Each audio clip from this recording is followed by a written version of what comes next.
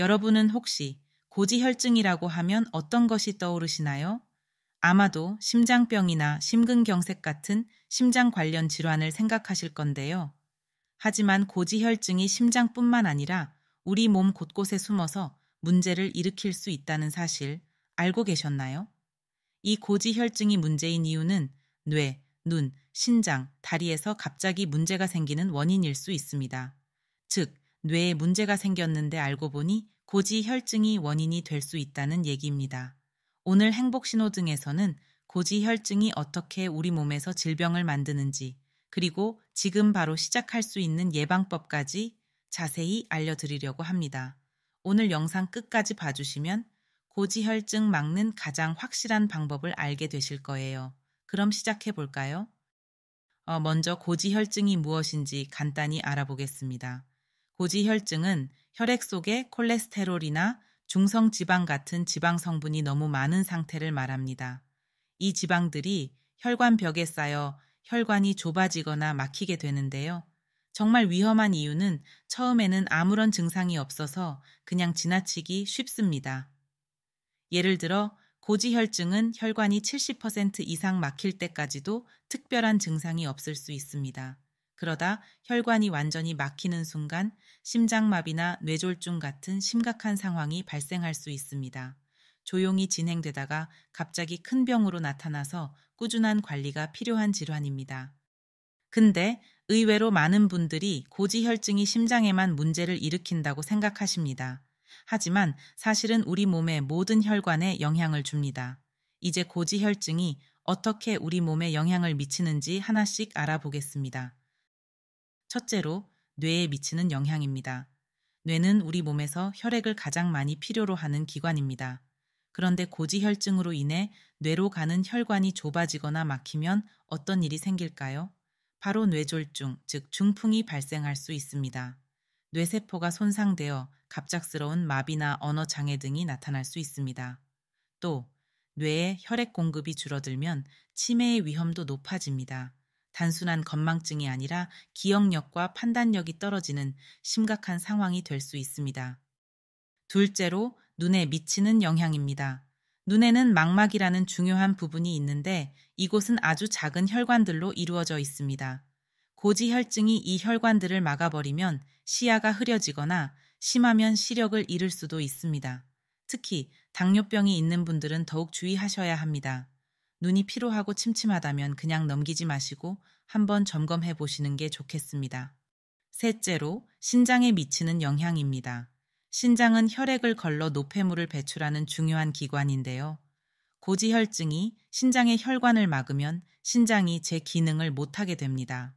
그 결과 만성 신부전이 발생할 수 있고 심하면 투석 치료나 신장 이식이 필요할 수도 있습니다. 신장은 한번 손상되면 회복이 어렵기 때문에 미리 관리하는 것이 중요합니다. 넷째로 다리에 미치는 영향입니다.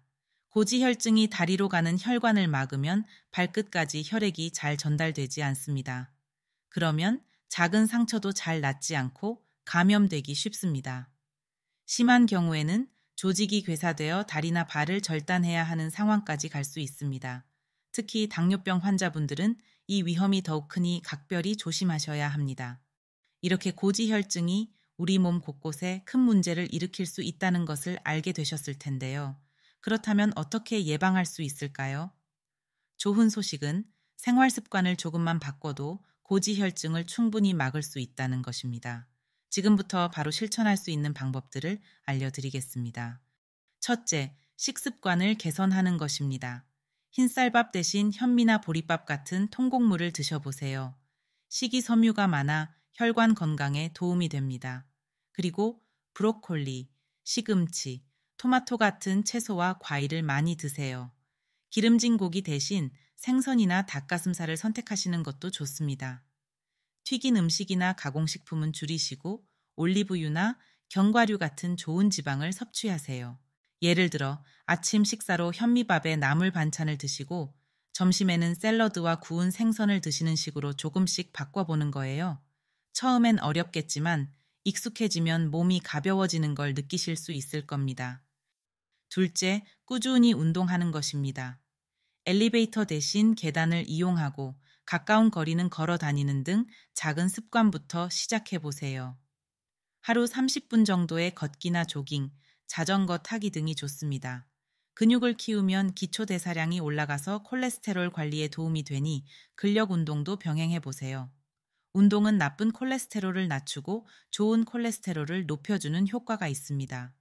혼자보다는 주변 사람들과 함께 운동하는 것이 좋겠죠? 주말에 가까운 공원에서 산책을 하거나 자전거 여행을 계획해 보는 것도 추천드립니다. 셋째, 정기적으로 건강검진을 받는 것입니다.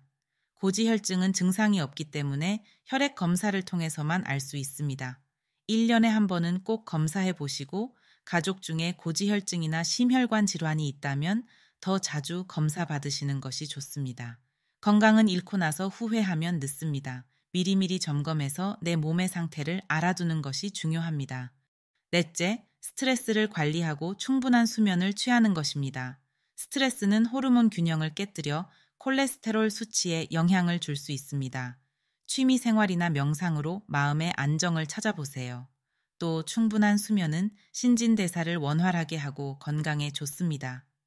하루에 8시간의 충분한 수면을 취하면 피로도 풀리고 정신도 맑아집니다. 다섯째, 전문의와 상담하는 것입니다. 생활 습관 개선만으로 부족하다면 의사와 상의하여 약물 치료를 받으실 수 있습니다. 개인별로 위험 요인이 다르니 전문의의 도움을 받아 맞춤형 관리를 하시는 것이 좋습니다. 약물 복용에 대해 걱정이 있으시다면 의사와 충분히 상의하여 부작용이나 복용 방법을 정확히 이해하는 것이 중요합니다. 여러분, 고지혈증은 우리 몸 곳곳을 위협하는 무서운 병이지만 우리의 작은 실천으로 충분히 예방할 수 있습니다. 오늘 알려드린 방법들 어렵지 않으시죠? 지금부터 하나씩 실천해 보시면 분명 큰 변화를 느끼실 거예요. 마지막으로 건강은 스스로 지키는 것입니다. 작은 노력들이 모여 큰 결과를 가져옵니다. 가족과 친구의 건강도 함께 챙겨보세요. 이 영상이 도움이 되셨다면 구독과 좋아요 부탁드리고 주변 분들에게도 공유해 주세요. 여러분의 건강한 삶을 응원하는 행복신호등이었습니다. 다음에도 유익한 건강 정보로 찾아뵙겠습니다. 오늘도 건강한 하루 보내세요.